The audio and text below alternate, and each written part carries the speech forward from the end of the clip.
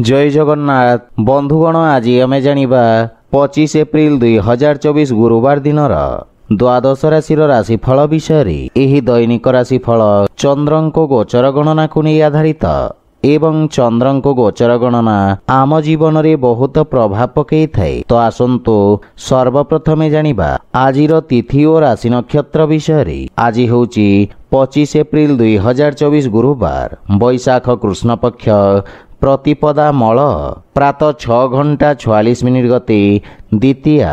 आज विशाखा नक्षत्र रात्र 2:24 गति अनुराधा नक्षत्र। आज तुला चंद्र रात्र 8:01 गति बिछा चंद्र। आजिर सांवत्सरिक श्राद्ध द्वितीयार एकधिष्ट पार्वण।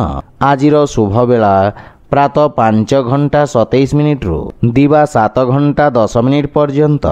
आजिर सूर्योदय प्रातः 5:26। आजिर सूर्यास्त संध्या 6:17। आज घात चंद्र नास्ति एवं तुला और कुंभ राशिर घातबार। आज बैतालु खाइबा निषिद्ध। तो बंधुगण आसंतु जानिबा आजिर राशिफल विषय। ता पूर्वरु आम चैनल को जो मैंने नुआ करी आछंती तले थिबा लाल रंगर सब्सक्राइब बटन को दबाई आम चैनल को सब्सक्राइब करंतु और पाखरे थिबा घंटी बटन को दबाई ऑल रे सिलेक्ट करंतु काहेकि ना आमे अपलोड करिथवा प्रत्येक वीडियो नोटिफिकेशन आपण सर्वप्रथमे पाई परिबे। तो प्रथमे जानिबा मेष राशि विषय। आपणक सप्तम भाव में चंद्रदेवंक गोचर आपणक सहयोगी द्वारा लाभ प्रदान करिब। वाणिज्य व्यवसाय रे नूतन संपर्क प्रतिष्ठा हेब जहा पारस्परिक लाभदायक सहभागितारे परिणत हेब। एही समय आपणक पई अत्यंत शुभ अटे एवं भाग्य आपणक सपक्षरे रहिछि। पारिवारिक जीवन रे जीवन साथी पूर्ण समर्थन मिलिब। संतान पक्षरु सुखद समाचार प्राप्ति हेब। कर्म क्षेत्र रे जीवन साथी परामर्श सहायक सिद्ध हेब एवं पति पत्नी संपर्क रे प्रगाढ़ता आसिब। भाई और बंधु मानकर समग्र संगठन आपणक मन को खुशी एवं आत्मविश्वास रे परिपूर्ण करिब। विवाह योग्य व्यक्ति किछि भल प्रस्ताव आसी पारे। प्रेम जीवन रे मधुरता रहिब एवं आर्थिक लाभ रे धीरे धीरे वृद्धि घटिब एवं दीर्घकालीन योजना गुड़िकरू लाभ मिलिब। योजनाबद्ध उपाय रे करा जाइथिबा समस्त कार्य सर्वोत्तम सफलता हासिल करिब एवं आपणक सामाजिक क्षेत्रर विकास हेब। नूतन कार्यर रूपरेखा प्रस्तुत करिबे। आपण स्वास्थ्य संबंधित समस्यारू मुक्ति पाइबे एवं मानसिक सुख एवं शांति अनुभव करिबे। आज आपण श्री महालक्ष्मी पूजा अर्चना करंतु शुभ फल पाइबे। वृष राशि आपणक राशि स्थान रु षष्ठ भाव रे चंद्रदेवंक गोचर आपणक खर्च रे वृद्धि करिब। आपण निज बुद्धि एवं कौशल बल रे निज समस्त लक्ष्य को हासिल करिबारे सक्षम हेबे। आपणक किछि गुप्त शत्रु आपणक भावमूर्ति को नष्ट करिबार प्रयास करिबे। आपण नूतन लोकंक सहित साक्षात करिबे। क्यारियर रे उत्तम उन्नतिर जोग रहिछि। नूतन कार्य करिबाकू चेष्टा करिबे एवं कार्य क्षेत्र रे स्थिति रे सुधार आसिब एवं सहकर्मी परामर्श रु आपण उपकृत हेबे। मातुल घर पक्षरु पूर्ण सहयोग मार्गदर्शन प्राप्ति हेब किंतु पारिवारिक कलहरु आपण दूरे रुहंतु तथा परिवार सदस्यंक स्वास्थ्य अवस्थार विषय जत्न नियंतु। प्रेम जीवन रे वाणीर कठोरता हेतु संपर्क रे फाट सृष्टि होई पारे। सेथिपई अनावश्यक वाद विवाद और जुक्ति तर्करु आपण दूरे रुहंतु। जदि आपण व्यावसायिक ऋण पई प्रयास करूछंती ताहेले कोनोसी परिचित व्यक्तिंक सहाय्य पाइबार संभावना रहिछि। गंठी पीड़ा जंत्रणा भोगुथुवा रोगी माने विशेष उपकृत हेबे। आज आपण वृद्ध लोकंको सहाय्य करंतु शुभफल पाइबे। मिथुन राशि आज आपणक पंचम भाव में चंद्रदेवଙ୍କ गोचर आपणक कार्यक्षेत्र रे जने परिचित व्यक्ति माध्यम लाभर स्थिति प्रदान करिब। छात्र छात्री माने सेमानंकर समयर संपूर्ण सदुपयोग करिबारे सक्षम हेबे एवं एही समय मध्यरे नूतन ज्ञान एवं अभिज्ञता हासिल करिबे। पारिवारिक जीवन रे संतानक उन्नति आपण विशेष आनंद प्राप्त करिबे एवं संतान आपणक आज्ञाकारी हेबे। भाई और भौणी मानक सहयोग रे आपणकर समस्त कार्य सफलतार सहित संपन्न हेब। परिवार रे सुख समृद्धि लागि रहिब एवं जीवन साथी पूर्ण समर्थन पाइबे एवं विदेशरू किछि भल खबर पाई मन खुशी रहिब। बड़ भाई विशेष समर्थन आपणक अग्रगतिर कारण हेब किंतु पितांक स्वास्थ्य प्रति विशेष जत्न नियंतु। आर्थिक अभिवृद्धि हेब किंतु पारिवारिक खर्च रे वृद्धि मानसिक चाप उत्पन्न करि पारे। स्वास्थ्य अवस्था रे उन्नति हेब किंतु सतर्कता बजाय रखंतु। आज आपण भगवान श्री गणेशଙ୍କ पूजार्चना करंतु शुभफल पाइबे। कर्कट राशि आपणक राशि चतुर्थ भाव में चंद्रदेवଙ୍କ गोचर आपणक व्यवसाय क्षेत्र विस्तार पई योजना उपरे कार्य करिवार अवसर प्रदान करिब। आपण भविष्यत योजना गुड़िक विषय रे विचार विमर्श करिबे एवं कार्यशैलीर समीक्षा करिबे किंतु सहकर्मी मानक सहित आपणक व्यवहार विशेष ध्यान रखंतु अन्यथा आपणक प्रतिछवि क्षतिग्रस्त होई पारे। मातांक सहित किछि वैचारिक मतभेद देखा दे पारे किंतु आपण निज बुद्धि एवं आत्मविश्वास सहित परिस्थिति को नियंत्रण करिबारे सक्षम हेबे।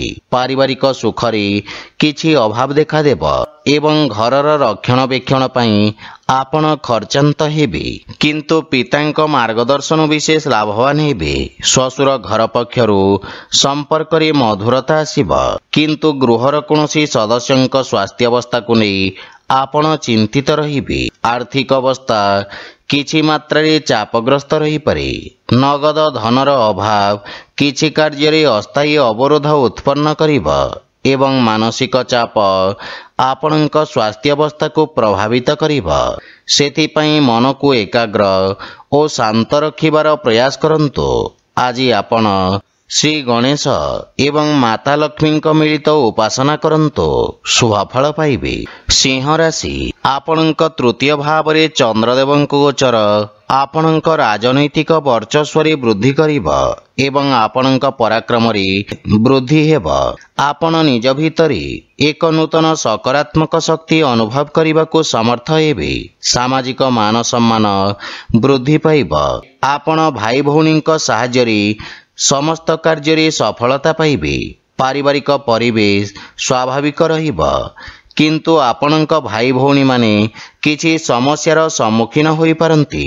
श्वशुर घर पक्षरु किछि वाद विवाद ओ मनमालिन्यर संभावना रही। सेथिपई बुझी विचारी कथबार्ता करंतु। जीवन साथी किछि स्वास्थ्य संबंधित समस्या देखा दे पारे। सेथिपई मानसिक चिंता को निज उपरे प्रभावी हेबाकू दियंतु नहीं। आर्थिक स्थिति उत्तम अनुकूल रही एवं कौनसी प्रकार गुप्त मार्ग माध्यम रे धन प्राप्तिर संभावना रही किंतु स्वास्थ्य अवस्था रे अनियमित रक्तचाप जनित समस्या देखा दे पारे।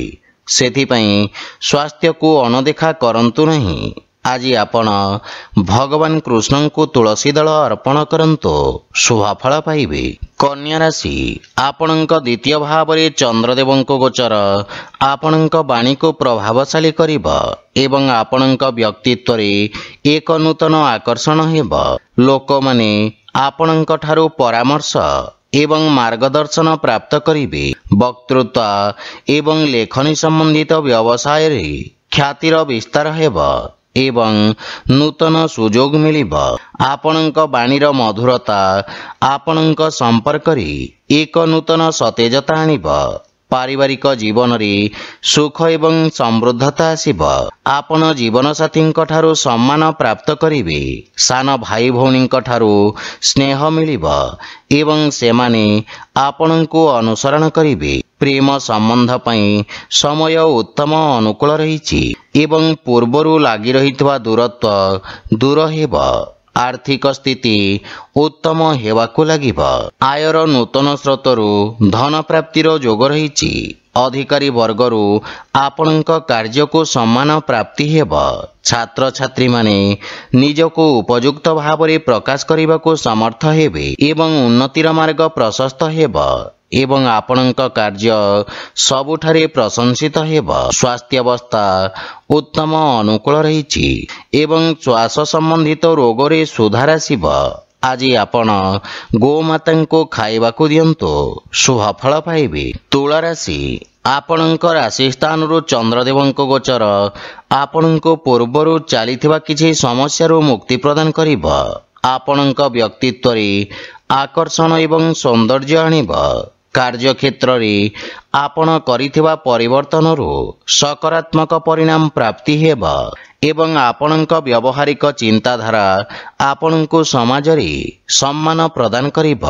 ଛାତ୍ରଛାତ୍ରୀଙ୍କ ପାଇଁ ଇଚ୍ଛାକୃତ କ୍ଷେତ୍ରରେ ଉଚ୍ଚଶିକ୍ଷାର ମାର୍ଗ ପ୍ରଶସ୍ତ ହେବ। କାର୍ଯ୍ୟକ୍ଷେତ୍ରରେ ଜୀବନସାଥୀଙ୍କ ପରାମର୍ଶ ସହାୟକ ସିଦ୍ଧ ହେବ ଏବଂ ଜୀବନସାଥୀଙ୍କ ସହିତ ସମ୍ପର୍କରେ ପ୍ରଗାଢ଼ତା ଆସିବ। ମାତାଙ୍କ ପକ୍ଷରୁ ବିଶେଷ ଲାଭ ହେବାର ସମ୍ଭାବନା ରହିଛି ଏବଂ ବିଦେଶରୁ ସୁଖଦ ଖବର ମିଳିବ। ଭାଇ ଓ ସାଙ୍ଗମାନଙ୍କ ସହଯୋଗ ଆପଣଙ୍କ ଖୁସି ଏବଂ ଆତ୍ମବିଶ୍ୱାସରେ ବୃଦ୍ଧି କରିବ। ବିବାହଯୋଗ୍ୟ ବ୍ୟକ୍ତିଙ୍କ ପାଇଁ କିଛି ଭଲ ପ୍ରସ୍ତାବ ଆସିପାରେ। ପ୍ରେମ ଜୀବନରେ ମଧୁରତା ଆସିବ ଏବଂ ରାଜକୀୟ ପକ୍ଷରୁ ଆର୍ଥିକ ଲାଭ ପ୍ରାପ୍ତି ହେବ ଏବଂ ଆର୍ଥିକ ସ୍ଥିତି ସୁଦୃଢ଼ ହେବାକୁ ଲାଗିବ। ସ୍ୱାସ୍ଥ୍ୟାବସ୍ଥା ଉତ୍ତମ ଅନୁକୂଳ ରହିଛି। ଆଜି ଆପଣ ଗୋମାତାଙ୍କୁ ଖାଇବାକୁ ଦିଅନ୍ତୁ, ଶୁଭଫଳ ପାଇବେ। ବିଛା ରାଶି, ଆପଣଙ୍କ ଦ୍ୱାଦଶ ଭାବରେ ଚନ୍ଦ୍ରଦେବଙ୍କ ଗୋଚର ଆପଣଙ୍କ ରୋଜଗାର କ୍ଷେତ୍ରରେ କିଛି ବାଧାବିଘ୍ନ ସୃଷ୍ଟି କରିବ। କ୍ରୋଧର ଅଧିକତା ଆପଣଙ୍କ ପାଇଁ କ୍ଷତିକାରକ ହେବ ଏବଂ କୌଣସି ନିଷ୍ପତ୍ତି ନେବା ପୂର୍ବରୁ ଭବିଷ୍ୟତର ଯୋଜନା ବିଷୟରେ ଭଲ ଭାବରେ ଚିନ୍ତା କରିବା ଆପଣଙ୍କ ପାଇଁ ଲାଭଦାୟକ ହେବ। ଛାତ୍ରଛାତ୍ରୀମାନଙ୍କୁ ନିଜ ଏକାଗ୍ରତା ବଜାୟ ରଖିବାକୁ ଅଧିକ ସଂଘର୍ଷ କରିବାକୁ ପଡ଼ିବ। ପାରିବାରିକ ଜୀବନରେ ବୈବାହିକ ଦାମ୍ପତ୍ୟ ଜୀବନରେ ସୁଧାର ଆସିବ, କିନ୍ତୁ ପ୍ରେମ ଜୀବନ ପାଇଁ ସମୟ ଅନୁକୂଳ ନୁହେଁ। ଧାର୍ମିକ ଆଧ୍ୟାତ୍ମିକ କାର୍ଯ୍ୟ ପ୍ରତି ଆପଣଙ୍କ ରୁଚି ବଢ଼ିବ ଏବଂ ଆର୍ଥିକ ସ୍ଥିତି ଉତ୍ତମ ଅନୁକୂଳ ରହିଛି ଏବଂ ଆର୍ଥିକ ଲାଭ ପ୍ରାପ୍ତ କରିବେ। ଅନାବଶ୍ୟକ ଖର୍ଚ୍ଚରେ ନିୟନ୍ତ୍ରଣ ଲାଗି ରହିବ। ବ୍ୟବସାୟୀମାନଙ୍କ ଆୟ ବୃଦ୍ଧି ପାଇବ, କିନ୍ତୁ କିଛି ଶାରୀରିକ ଅସୁବିଧାର ସମ୍ଭାବନା ରହିଛି। ଆଜି ଆପଣ ଶିବଲିଙ୍ଗରେ ଜଳ ଅର୍ପଣ କରନ୍ତୁ, ଶୁଭଫଳ ପାଇବେ। ଧନୁରାଶି, ଆପଣଙ୍କ ଏକାଦଶ ଭାବରେ ଚନ୍ଦ୍ରଦେବଙ୍କ ଗୋଚର ଆପଣଙ୍କ ଲାଭର ସ୍ଥିତିକୁ ବୃଦ୍ଧି କରିବ। ଜମି ଏବଂ ଖଣିଜ ବ୍ୟବସାୟରେ ଜଡ଼ିତ ବ୍ୟକ୍ତି ଅପ୍ରତ୍ୟାଶିତ ଲାଭ ଅର୍ଜନ କରିବେ। ଆପଣଙ୍କ ଦ୍ୱାରା ଅତୀତରେ କରାଯାଇଥିବା କାର୍ଯ୍ୟରୁ ଆପଣଙ୍କ ମାନ ସମ୍ମାନ ବୃଦ୍ଧି ପାଇବ। ପାରିବାରିକ ଜୀବନରେ କିଛି ଶୁଭ ସମାଚାର ପାଇବାରୁ ମନରେ ପ୍ରସନ୍ନତାର ଭାବ ରହିବ ଏବଂ ପରିବାରରେ ସୁଖଦ ବାତାବରଣ ଲାଗି ରହିବ। ଗୃହର ଛୋଟ ସଦସ୍ୟଙ୍କ ସହିତ ଉତ୍ତମ ସମୟ ଅତିବାହିତ କରିବେ। ପରିବାରରେ ସମସ୍ତଙ୍କ ସହିତ নম্রতাପୂର୍ଣ୍ଣ ଆଚରଣ ଦ୍ୱାରା ଲାଭ ଏବଂ ମାନସିକ ଶାନ୍ତି ପ୍ରାପ୍ତି ହେବ। ଆପଣଙ୍କ ପ୍ରଭାବଶାଳୀ ବାଣୀ ଛୋଟ ଭାଇମାନଙ୍କ ସହିତ ସମ୍ପର୍କକୁ ସୁଦୃଢ଼ କରିବ ଏବଂ ସେମାନେ ଆପଣଙ୍କ ଅନୁସରଣ କରିବେ। ପିତାଙ୍କ ପୂର୍ଣ୍ଣ ସହଯୋଗ ଲାଗି ରହିବ। ଆର୍ଥିକ ସ୍ଥିତି ଆହୁରି ସୁଦୃଢ଼ ହେବାକୁ ଲାଗିବ ତଥା ପୂର୍ବରୁ ବକେୟା ଦେଇଥିବା ଅର୍ଥ ଆପଣ ଆଜି ଫେରି ପାଇବେ ଏବଂ କିଛି ମାନ୍ୟଗଣ୍ୟ ବ୍ୟକ୍ତିଙ୍କ ସହିତ ସାକ୍ଷାତ କରିପାରନ୍ତି।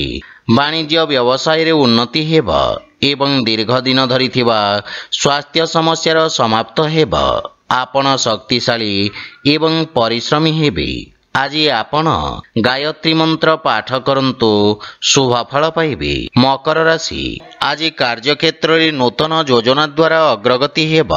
ବ୍ୟବସାୟୀମାନେ ନୂତନ ରୋଜଗାର ଏବଂ ଉନ୍ନତ ନିଯୁକ୍ତିର ସୁଯୋଗ ପାଇବେ ଏବଂ ଉଚ୍ଚ ଅଧିକାରୀଙ୍କ ସମ୍ପୂର୍ଣ୍ଣ ସହଯୋଗ ମିଳିବ। ରାଜକୀୟ ପକ୍ଷରେ ଜଡ଼ିତ ଲୋକମାନେ ଆର୍ଥିକ ଦୃଷ୍ଟିରୁ ଉପକୃତ ହେବେ।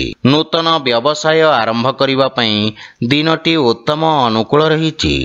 ଲାଭର ସ୍ଥିତି ଉତ୍ତମ ରହିଛି।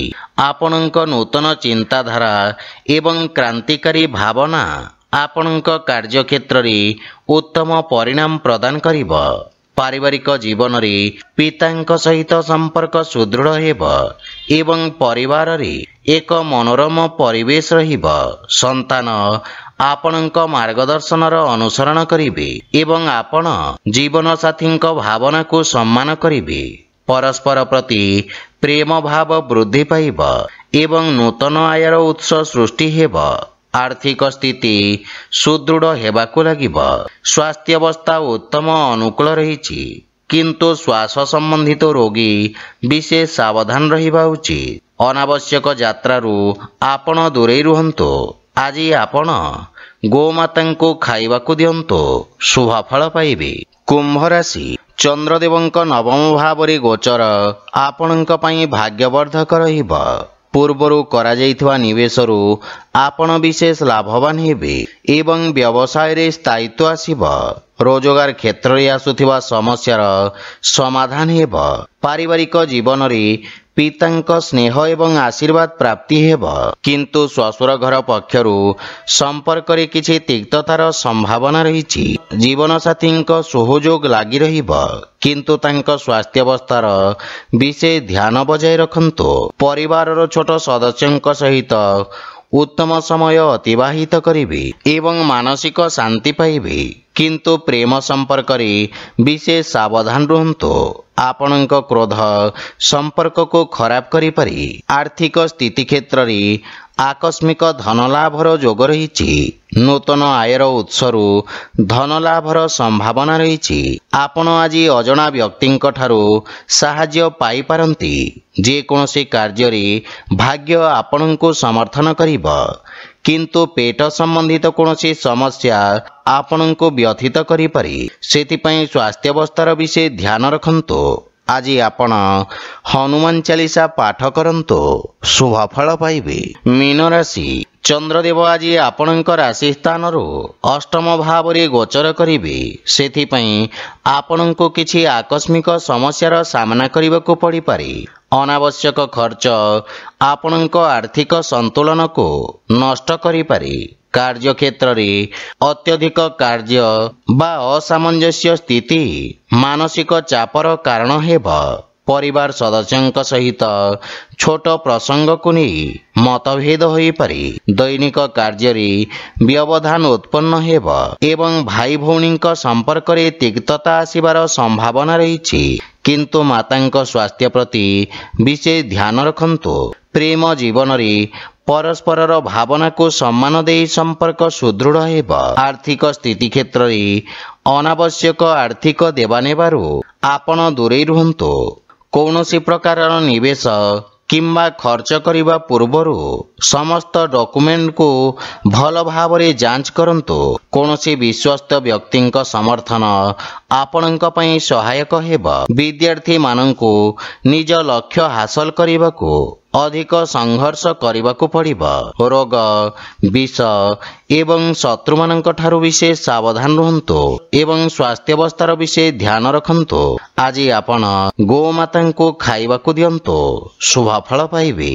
ତ ବନ୍ଧୁଗଣ, ଏହା ଥିଲା ଆଜିର ରାଶିଫଳ ବିଷୟରେ। ଯଦି ଭିଡ଼ିଓଟି ଆପଣମାନଙ୍କୁ ଭଲ ଲାଗିଥାଏ, ଲାଇକ୍, ସେୟାର ଓ କମେଣ୍ଟ କରି ଜଣାନ୍ତୁ ଏବଂ ଆମ ଚ୍ୟାନେଲକୁ ସବସ୍କ୍ରାଇବ୍ କରନ୍ତୁ। ଜୟ ଜଗନ୍ନାଥ।